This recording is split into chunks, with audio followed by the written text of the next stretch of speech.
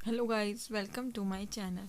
जैसा कि आपने मेरी वीडियो पे क्लिक तभी किया होगा जब आपने थंबनेल और टाइटल को रीड किया होगा। आप इस वीडियो में अगर आए हो टीजीटी की पूरी जानकारी लेने के लिए तो ये आपने सही क्लिक किया है। इसमें हम देखेंगे कि जो यूपी टीजीटी पीजीटी की वैकेंसी निकली है उसका एग्ज़ाम पैटर्न क्या है, सिलेबस क्या है। जो जो मैंने आपको थंबनेल में बताया आज इस वीडियो में हम पूरा देखेंगे और आपका कोई भी डाउट नहीं रहेगा और आपको और कोई वीडियो देखने की भी ज़रूरत नहीं पड़ेगी कि एक में बता रहे हैं केवल सिलेबस एक में कि क्या। तो इस वीडियो में थोड़ी ये लंबी हो सकती है, 10-15 मिनट की हो सकती है, उससे लेंथी नहीं होगी, लेकिन इसमें आपका कंप्लीट डाउट हो क्लियर हो जाएगा। और अगर आपको कोई भी डाउट बचेगा तो आप कमेंट करके पूछ सकते हैं। तो इसमें हम देखेंगे कि क्या एग्ज़ाम पैटर्न है, क्या सिलेबस है, कौन कौन फॉर्म फिल कर सकता है, सब्जेक्ट कॉम्बिनेशन कौन कौन सा बनेगा, फॉर्म भरने के लिए 5 डॉक्यूमेंट्स कौन से अनिवार्य हैं, अगर ये गलती हुई तो फॉर्म रिजेक्ट हो जाएगा। तो ये चीज़ आज हम इस वीडियो में देखेंगे। तो अब वीडियो स्टार्ट करने से पहले अगर चैनल पे नए हो तो सब्सक्राइब कर दीजिएगा। और आपको इस पर सब क्लास मिलेगी सुपर टेट की कंप्लीट। और अगर केवीएस का आने वाला है तो केवीएस की भी कंप्लीट मिलेगी। अगर आप किसी और सब्जेक्ट के रिगार्डिंग चाहते हो या किसी और एग्ज़ाम के रिगार्डिंग चाहते हो तो कमेंट करके ज़रूर बताइएगा, वो क्लास भी हम देने की प्रोवाइड करेंगे। तो अब वीडियो स्टार्ट करते हैं। सबसे पहले देखेंगे कि हम टीजीटी और पीजीटी में कितनी वैकेंसीज आ रही हैं और कौन कौन फिल कर सकता है, क्या इसका पैटर्न है। सबसे पहले हम देखेंगे कि एग्ज़ाम पैटर्न क्या है, योग्यता क्या है, सिलेबस टीजीटी पीजीटी का। जैसे कि आपने टीजीटी का नोटिफिकेशन देखा होगा और मैं भी दिखा दूंगी इसके बाद। कुल पद इसमें है टीजीटी में 3539 और पीजीटी में 624। और इसमें आपने दिया होगा, अगर पहले या नहीं दिया होगा, आप लास्ट ईयर के क्वेश्चंस उठाना। इसमें टोटल क्वेश्चंस आते हैं 125 और 2 घंटे का आप पे टाइम होता है। 2 घंटे में आपको सॉल्व करना होता है। 500 मार्क्स का आता है और प्रत्येक क्वेश्चन आप लगाओगे तो 4 मार्क्स का होगा और नेगेटिव मार्किंग इसमें कोई नहीं होती। ठीक है ना। ऐसे ही आपका पीजीटी में भी इतने क्वेश्चन आते हैं, यही समय होता है। बस इसमें अंक जो होते हैं, नंबर ऑफ मार्क्स कम हो जाते हैं। वो उसमें 500 होते हैं, इसमें 425, क्योंकि इसमें आपका इंटरव्यू भी होता है। तो प्रत्येक क्वेश्चन कितना हो गया, 3.4 मार्क्स का। इसमें भी कोई नेगेटिव मार्किंग नहीं होती। इसमें लिखित मार्क्स का क्या ऐड होता है, 85%। ठीक है। इंटरव्यू होता है 10%। एंड योग्यता, जैसे आपने अलग से कोई योग्यता सर्टिफिकेट वगैरह ले रखा है, ऐड कर रखी है, उनके भी आपके नंबर्स यहाँ पे ऐड होते हैं, उसमें नोटिफिकेशन में होता है। जैसे आपने 85 तो परसेंट है तो 425 हो गया, इंटरव्यू के 50 और योग्यता के 25 मार्क्स, तो ऐसे टोटल हो गए आपके 500 मार्क्स। इस टाइप से आपका पेपर बनता है पीजीटी का और इस टाइप से टीजीटी का। अब इसमें हमने देखा था कि ये देख लिया कि योग्यता क्या है। ठीक है। क्या एग्ज़ाम पैटर्न है, एग्ज़ाम पैटर्न ये है, योग्यता ये, सिलेबस। सिलेबस इसमें वही होगा जो आपने टीजी जो आपके बीएससी में आपने ग्रेजुएशन में सब्जेक्ट कॉम्बिनेशन ले रखा था। तो वही है कि हम सब्जेक्ट कॉम्बिनेशन क्या होगा, आप इसमें एक ही सिलेबस में एक ही सब्जेक्ट आता है। जैसे आप मैथ्स से फिल किया आपने तो इसमें मैथ्स ही आएंगे 125 मार्क्स क्वेश्चंस। आपने साइंस फिल किया तो साइंस के 125 आएंगे। ऐसे जिस सब्जेक्ट से आप फिल करोगे उसी सब्जेक्ट के सारे क्वेश्चंस आएंगे, चाहे वो टीजीटी हो चाहे वो पीजीटी हो। क्वालिफिकेशन क्या चाहिए, टीजीटी के लिए आपको बीएड प्लस ग्रेजुएशन चाहिए और पीजीटी के लिए आपको केवल पोस्ट ग्रेजुएशन चाहिए। इसमें बीएड अनिवार्य नहीं है। मतलब ये बीटीसी वाले भी फिल कर सकते हैं अगर उन्होंने पोस्ट ग्रेजुएशन किया हुआ है। और बीएड पीटीसी वाले टीजीटी नहीं कर सकते क्योंकि इसमें बीएड मेंशन होती है। तो एक बार हम देखते हैं कि नंबर ऑफ वैकेंसी जो भी आपका क्या वो आया हुआ है नोटिफिकेशन, उसको हम एक बार चेकआउट करते हैं। रुको 1 मिनट। आपका नोटिफिकेशन ये आया हुआ है। इसमें विज्ञापन संख्या ये, ऑनलाइन आवेदन आज से स्टार्ट हो गए 9 से और 3 जुलाई तक चलेंगे। आपका ये दिया हुआ है महत्वपूर्ण सूचिका, ये पढ़ लेना, आपका काफ़ी बड़ा नोटिफिकेशन है। और इसमें आपका जो शुल्क है वो देखते हैं। अनारक्षित वर्ग के लिए मतलब सामान्य के लिए 700 है, ईडब्ल्यूएस के लिए 400, पिछड़े वर्ग के लिए भी 700, मतलब ओबीसी के लिए, एससी एसटी के लिए 400, एसटी के लिए 200। और इसमें सीमा 1 जुलाई से 21 वर्ष से कम ना होनी चाहिए, है ना। आहारता अंतिम तिथि, वेतनमान वो बाद में 7 ग्रेड पे मिलेगा। और परीक्षा केंद्र जो आप करोगे आपके आसपास जो होगा उसके अकॉर्डिंग फिल होगा। अब इसमें आपके आएगी ये नंबर ऑफ वैकेंसीज कितनी है बालक वर्ग में। जैसे इंग्लिश में जनरल की इतनी है, मतलब ये आपकी नंबर ऑफ वैकेंसी है बालक वर्ग, और बालिका वर्ग में नंबर ऑफ वैकेंसीज ये हैं। अब एक चीज़ आपको ध्यान रखना है, जो बालिका वर्ग गर्ल्स हैं वो आपके दोनों में फिल कर सकती हैं, बालक वर्ग में भी और बालिका वर्ग में भी, लेकिन ये नहीं कि दोनों में कर दें, फिल एक में ही करना पड़ेगा, चाहे आप बालक वर्ग में करो चाहे बालिका वर्ग में। बालक वर्ग में सीट्स ज़्यादा होती हैं तो नंबर ऑफ़ कैंडिडेट्स भी ज़्यादा होते हैं, बालिका वर्ग में सीट्स कम होती हैं तो नंबर ऑफ़ कैंडिडेट्स भी कम होते हैं। उसमें लड़के लड़कियां दोनों होंगे, इसमें ओनली गर्ल्स होंगी, तो वो आप अपने अकॉर्डिंग देख के फिल कीजिएगा। बालिका वर्ग के स्कूल्स भी दूर दूर होते हैं अगर आपको ज्वाइनिंग लेनी है तो ये चीज़ आप देख लेना। बालक वर्ग बस, लेकिन बॉयज़ जो होते हैं वो केवल बालक वर्ग में ही फिल कर सकते हैं, वो बालिका वर्ग में फिल नहीं कर सकते। ये चॉइस केवल गर्ल्स के लिए है कि वो बालक या बालिका दोनों अपने अकॉर्डिंग जिसमें फिल करना चाहती हैं वहाँ पर फिल कर सकती हैं।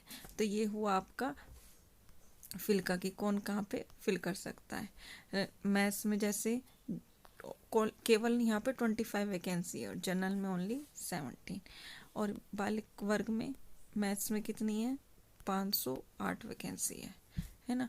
तो ये चीज़ आप अपने आप देख लेना कि कैसे आपको करना है। अब आती है हमारा आहर्ता विषय।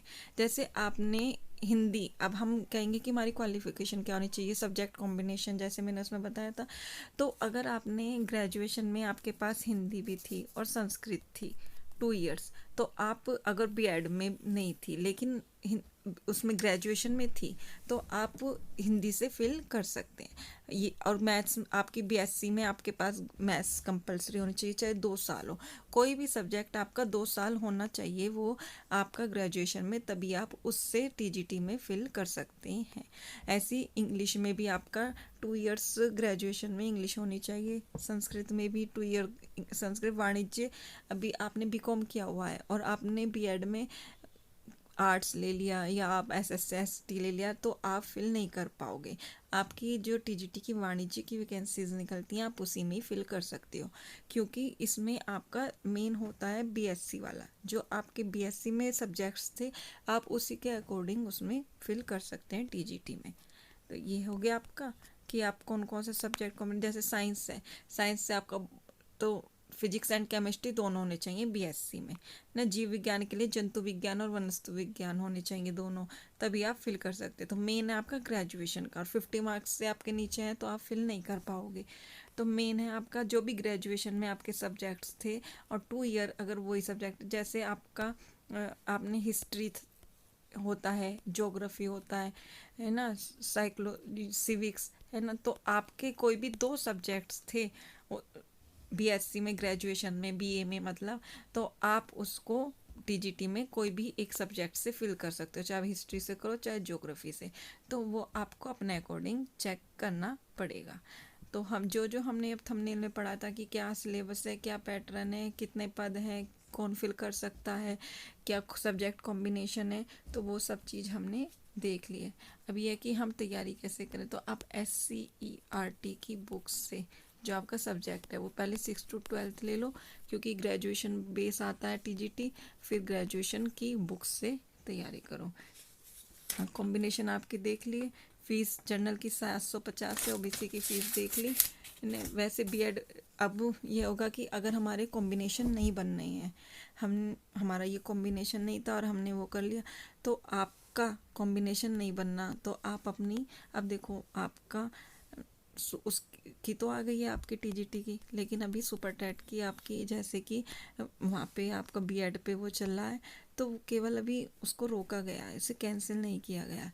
तो आपके चांस है सुपर टेट के भी 1 ईयर 2 मंथ में ये क्लियर होते ही वैकेंसीज आनी।